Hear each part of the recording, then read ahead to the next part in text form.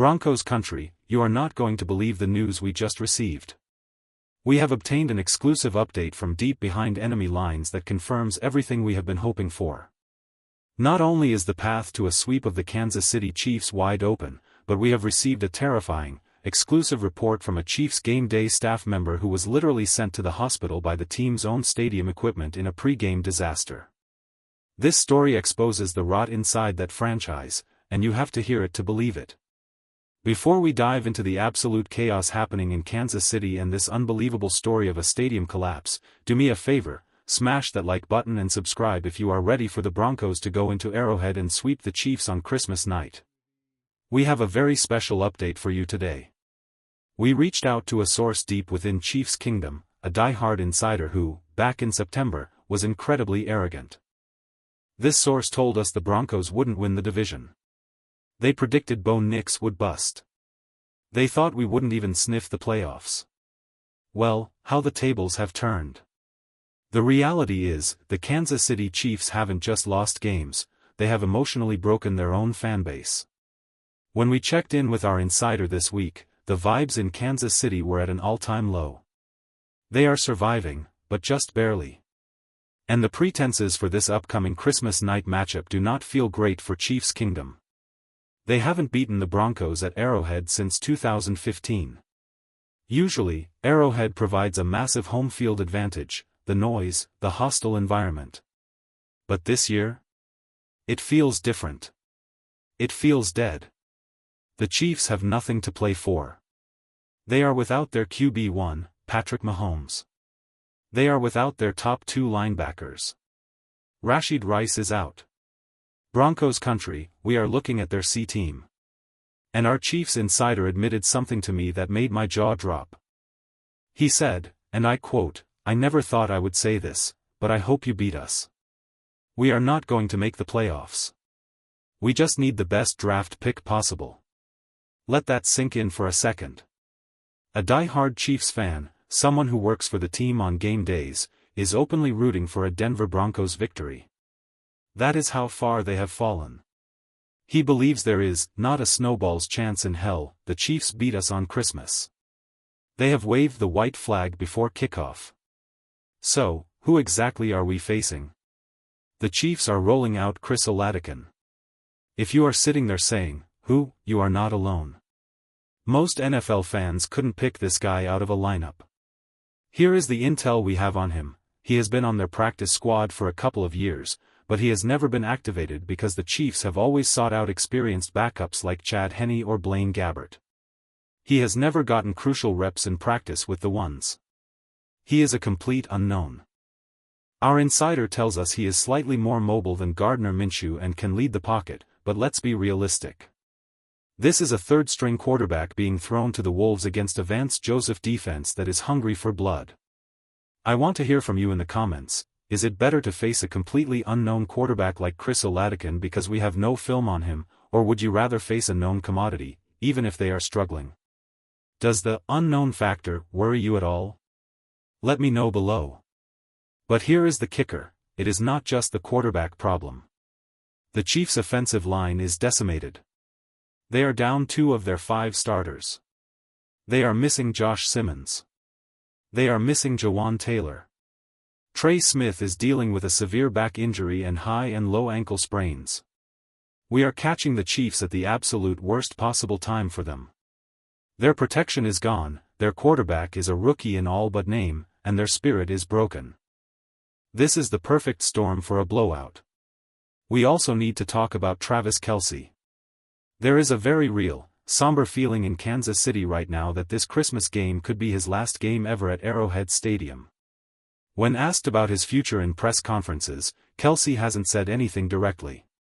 But our source tells us that the body language, from him and the coaching staff, screams farewell tour. And frankly, it is a sad ending for him.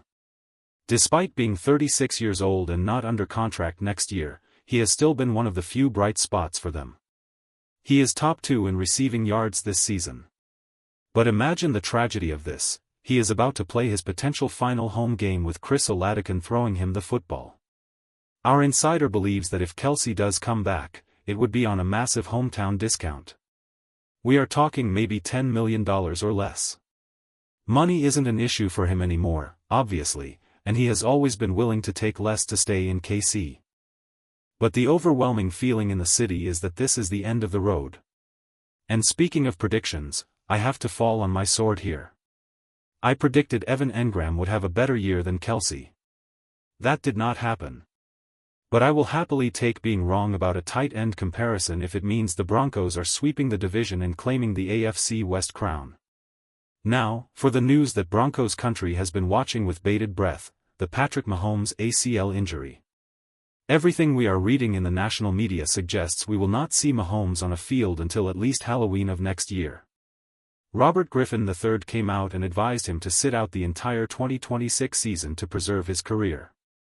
We saw Carson Wentz suffer the exact same injury late in the year, and it took him 3 weeks into the next season to return, and he never looked the same player again. However, our insider has a different, more terrifying prediction.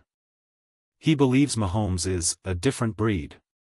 He cites how Mahomes came back from a dislocated kneecap in 2 weeks a few years ago.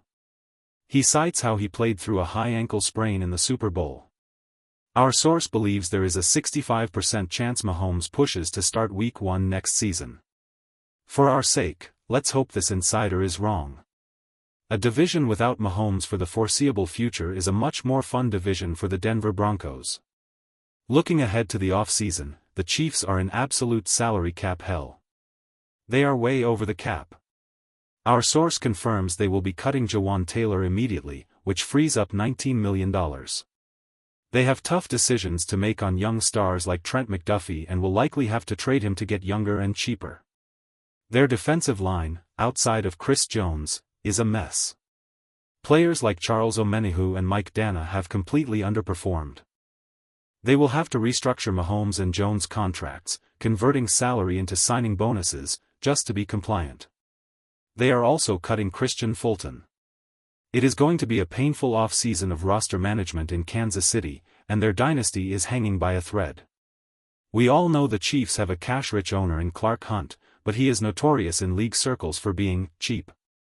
This has manifested in 2 ways that are absolutely blowing up in Kansas City right now. First, the big news that broke this week: the Chiefs are officially leaving Kansas City, Missouri. They are moving to the Kansas side of the state line.